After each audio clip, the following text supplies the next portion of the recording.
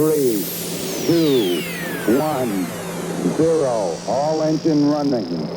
Liftoff. We have a liftoff. 32 minutes past the hour. Liftoff on Apollo 11.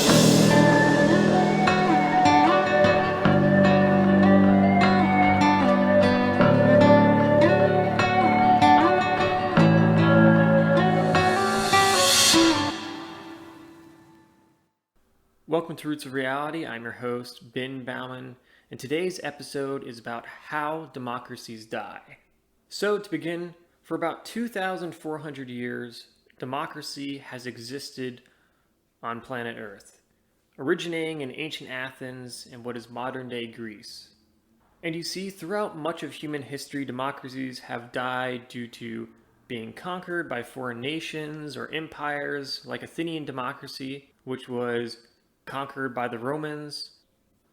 Alternatively, though, they have fallen due to a revolution, like how the Roman Republic was overthrown by Julius Caesar.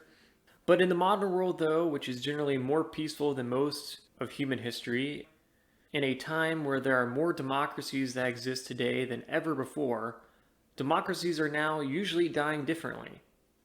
And this is because though democracies can still be overthrown by revolutions, usually today, democracies die due to a combination of factors.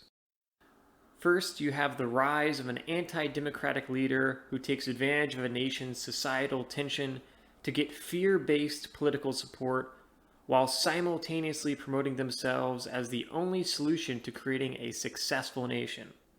Then, once elected, this person will then try to get as much power and influence as possible by trying to make sure the government is filled with only people that are loyal supporters so that they can then change the laws and try to destroy all political opposition to their rule. So now, to fully explain how democracies die using historical examples, let's imagine you become elected as the president of a country that has democracy and you want to destroy this democracy and become the dictator of this nation. This means you will likely have a personality where you feel you are so great that only you should be the leader of this nation. A historical example of someone like this is the former president of Haiti, Francois Duvalier, who after being elected in 1957 went on to create a semi-divine persona of himself by making Haiti all about him. Thus, throughout history, when a nation's leader is more focused on talking about how great they are instead of solving the problems of the people, that is usually a bad sign, because after all, they were elected to serve their people, and in democracies, that means they were hired temporarily for a job, not given permission to make themselves king. Next, if you want to be a dictator of a democratic nation, you will likely do some of the following actions. For example, you will want to get rid of any government institutions or laws that can stop you from having absolute control over the nation. As a result, you must find ways to control all branches of government, which usually means you will look for opportunities to put only people that are completely loyal to you in powerful position in all parts of government, like the former president of the Philippines, Ferdinand Marcos, did by putting friends and family members throughout his government. Also, you will want to make sure the nation's legislature and courts are all loyal to you as well, so that you can then create and change any laws you want, like what the former president of Mexico, Porfirio Diaz, did, so that he could ensure everything he did was protected by lawmakers. And once you control all parts of government, you can then do things like change the constitution, as the former president of Algeria, Abdelaziz Bouteflika, did before the 2009 election, so he wouldn't be limited by constitutional term limits and could then become president for life if he wanted to. Because after all, world leaders that don't want democracy typically don't want to leave power either, and will do anything to prevent themselves from losing power. Now let's just say hypothetically that you are already president, but after your first term you still don't have total control over your nation's government to create the dictatorship that you want. If you are in this situation, this means you still have political opponents challenging you with enough popularity to even possibly beat you in an election. And this, of course, is very dangerous to your attempt to become dictator. So these are some of the common historical strategies people have used. First, assuming you are already powerful enough to do so and have enough loyal followers in government, you can hold fake elections and pretend that the people still have a choice so that when you win the election, everyone still thinks that you were democratically elected even if you weren't. This strategy was used by the former president of Algeria, Bouteflika, who was known for holding fake elections. And this is still very common today around the world because so many people have come to expect democracy even if they don't really have it. The key is, though, to make enough people think that they have democracy so that they won't try to rebel or protest.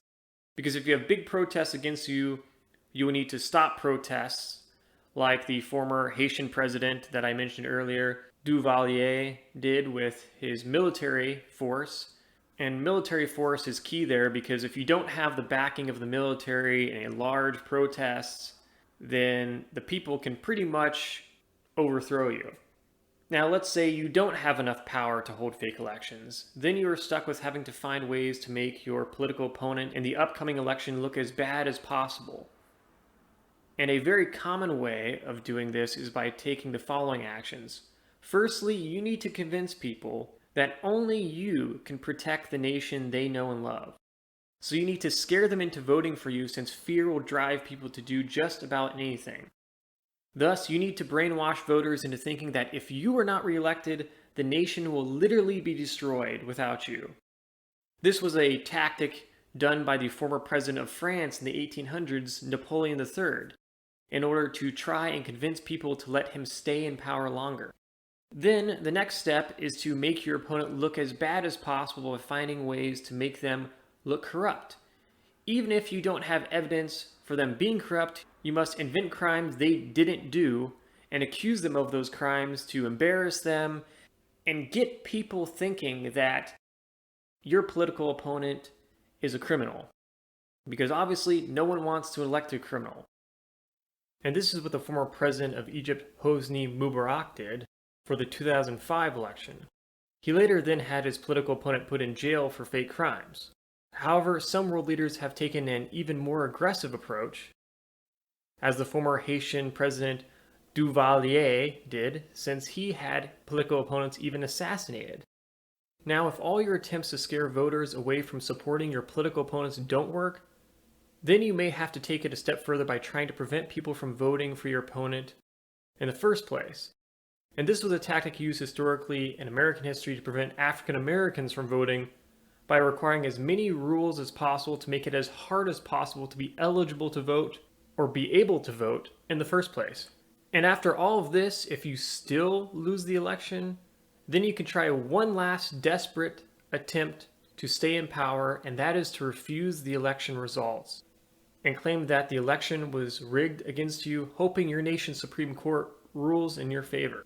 And this was attempted by the former Italian Prime Minister Silvio Berlusconi, who claimed after losing his re-election bid in 2006 that the election was rigged against him.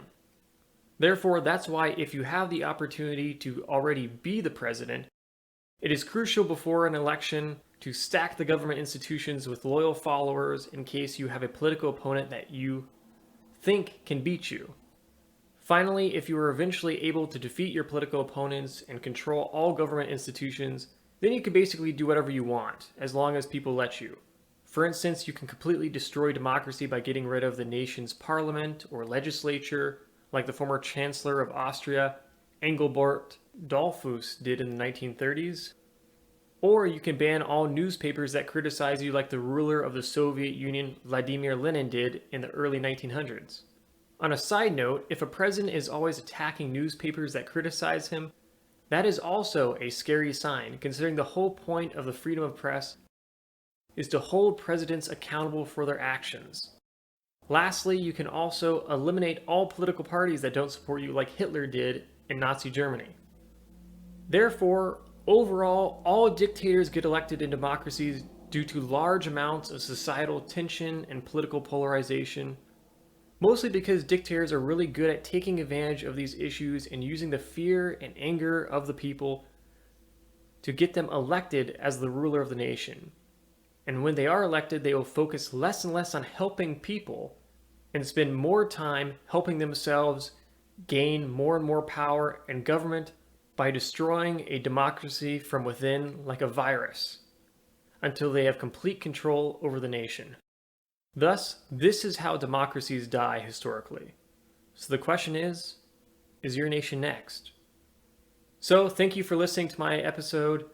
Please share with friends and family. And if you live in a nation where you can use your voice to either help create or protect democracy, make sure to do so, whether by voting or letting world leaders know the people are always the ones in charge.